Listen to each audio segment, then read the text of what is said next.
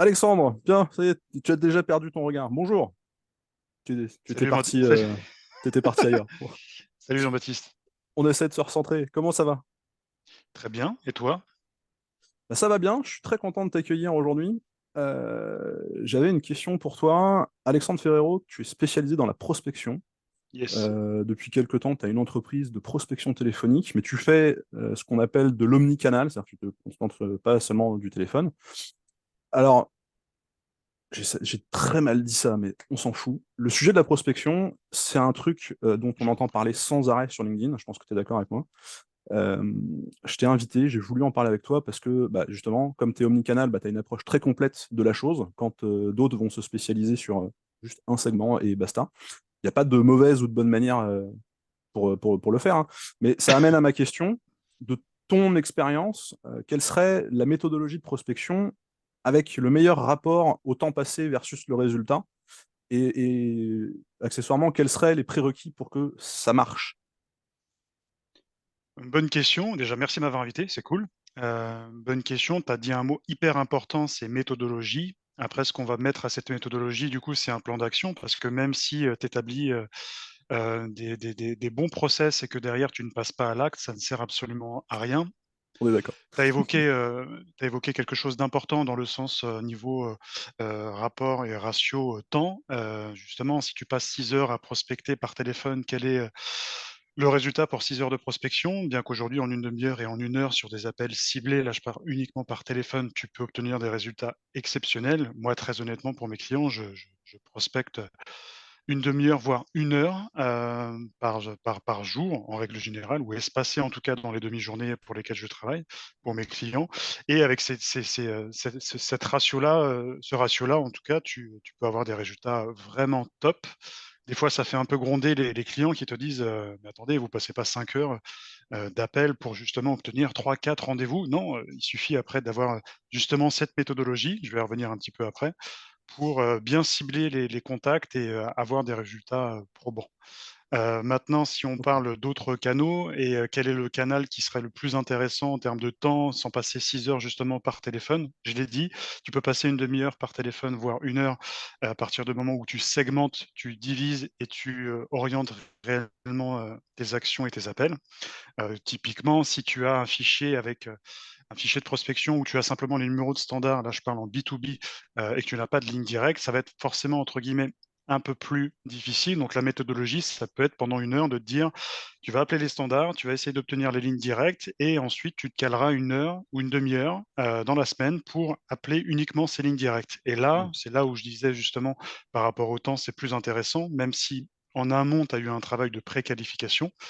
Ça va être plus intéressant dans le sens où pendant une demi heure, tu vas appeler ces 15 ou ces 17 lignes directes avec une chance d'aboutir quand même à, 3-4 aboutis. Ce que j'appelle aboutis sur les 17 appels que tu vas passer, c'est, établir une connexion avec une personne et avoir un échange constructif. Pas simplement: «Bonjour, je suis monsieur Pignon, est-ce que je vous Et poum. dérange? Ouais. Oui, au revoir, salut». Donc voilà pour la partie, prospection. Donc, tout est une question d'approche, mais tu peux mettre 6 heures à obtenir un rendez-vous comme 30 minutes par rapport à ce que je viens de te dire. Si on prend le canal du mail, c'est exactement, justement la même chose. Si tu écris aujourd'hui un pavé, où, on est tous dans la multiplication d'informations, on le voit sur LinkedIn, on le voit sur Instagram, on le voit sur tous les autres réseaux qu'on utilise, professionnels ou personnels. Il faut aller à l'essentiel. Donc, moi, je suis démarché et pourtant à ma petite échelle, 4 à 5 fois par jour, en tout cas de mails de prospection que je reçois. Je lis la première ligne et si la première ligne, d'une part, elle n'est pas personnalisée, je te donne un exemple concret, je suis dans la prospection téléphonique. Ma société accompagne les éditeurs de logiciels dans leur stratégie de développement commercial. Donc c'est du télémarketing. On propose des leads qualifiés quelque part pour grossir un peu le trait. Et dès la première ligne, on me dit: «Bonjour monsieur Ferrero, on vous propose justement d'améliorer, vos leads et d'en avoir davantage». Moi, je réponds toujours: «Avez-vous vu justement ce que je propose comme service?» Généralement, j'ai pas de retour. C'est un petit peu, je pense, normal parce que la J'aime personne a beaucoup. compris son erreur. Elle ne regarde pas du coup, elle n'identifie pas et c'est ce dont je parlais tout à l'heure, la préqualification. Donc regarder un petit peu, les lignes directes, les qualifier, les contacts et les cibler, savoir à qui tu vas t'adresser. C'est hyper important de le faire et surtout, faut rester oui, faut rester, concentré réellement sur ce que tu vas faire. Donc LinkedIn, c'est un super canal que moi j'ai découvert il n'y a pas si longtemps que ça en réalité. On va dire que ça fait 1 an vraiment où j'expérimente un petit peu cette partie-là, avec des résultats assez exceptionnels, même si on n'est pas dans une recherche constante de prospects. Ouais. Mais j'ai envie de dire, l'approche, que ce soit par mail, que ce soit LinkedIn, que ce soit au téléphone, le temps est important, oui, mais ce qui va être déterminant, c'est la personne et la personnalité que vous allez être, que tu vas être quand tu vas aujourd'hui avoir le contact. Tout se fait dès les premières lignes par mail, tout se fait dès le premier message sur LinkedIn, tu vas tout de suite être identifié. Quelqu'un qui m'envoie un pavé, je ne l'écoute même pas. Je me dis que ça Mm. pourrait être quand même intéressant parce que je vais le rajouter à mon réseau. Il pourrait écouter un de mes podcasts, il pourrait écouter des choses concernant les posts que je publie sur l'entrepreneuriat, mais en réalité, j'en veux pas dans mon réseau parce qu'il ne prend même pas la peine de s'intéresser à moi. Donc on parle souvent d'empathie, on parle souvent de se mettre à la place de la personne et il faut aussi se mettre dans une relation de gagnant-gagnant. Il n'y a pas que une solution à vendre, il y a aussi un besoin justement à accomplir, à approfondir pour le client. Il y a un Ouais. dirigeant est là pour répondre à des demandes, un dirigeant est là pour résoudre des problèmes, un commercial est là pour justement aujourd'hui trouver des solutions aux problèmes de dirigeants ou de commerciaux, peu importe. Donc j'ai envie de dire, il n'y a pas de meilleur canaux. La prospection téléphonique, moi ça fait 13 ans que j'en fais, ça fonctionne très, très bien. Heu, Maintenant quand tu as le discours, tu parlais de méthodologie tout à l'heure, il faut un discours cohérent, concret, même si c'est pour l'utiliser après par mail ou sur LinkedIn. Il faut un discours appris par cœur, sur le bout des doigts. Il faut se mettre à la place de la personne. Il faut valoriser l'interlocuteur. Moi, je donne une phrase que je donne en formation en règle générale, mais qui fonctionne quasiment une fois sur deux quand tu as un échange abouti au téléphone. Je parle uniquement du canal par téléphone. C'est vous êtes un contact stratégique pour moi. Donc là, on est dans le cadre d'une relation B2B, parce que si tu dis ça à un B2C stratégique, il va dire mais pourquoi tu sors aujourd'hui tes violons et tu veux m'attendrir avec tes phrases de Louis XVI. Donc l'idée, c'est vraiment de te dire, tu valorises ton interlocuteur, vous êtes un contact clé et stratégique pour moi, d'où la raison de mon appel.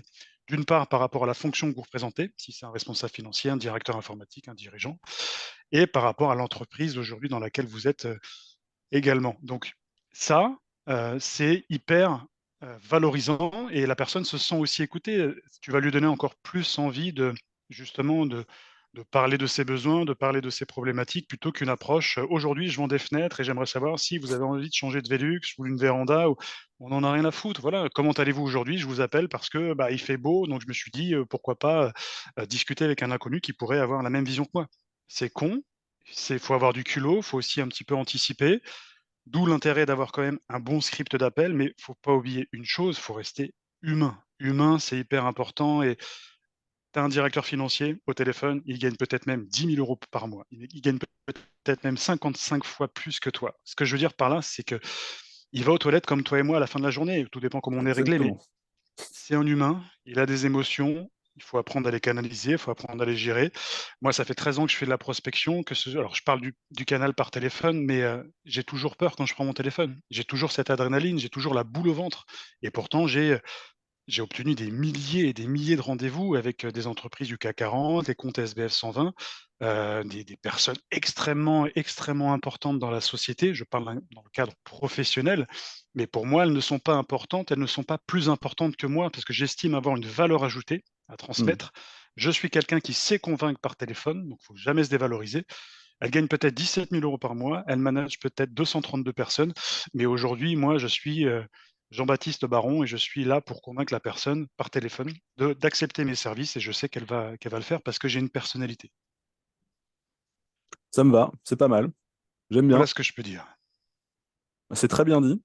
Alexandre, je te remercie d'avoir partagé ces quelques, j'allais dire, des perles de sagesse. On va ranger Louis XVI, hein, comme tu disais. C'était Mais un plaisir. non, non, mais c'est des éléments qui sont importants parce que j'imagine que dans les gens qui nous écoutent, il y a aussi des entrepreneurs qui font ça dans leur coin et qui peut-être n'osent pas prendre leur téléphone aussi pour prospecter. Donc, j'espère qu'ils t'écouteront et que ça leur donnera du courage. Merci beaucoup de ta présence parmi J'espère nous. aussi. Merci à toi. À bientôt. À bientôt. Salut Jean-Baptiste.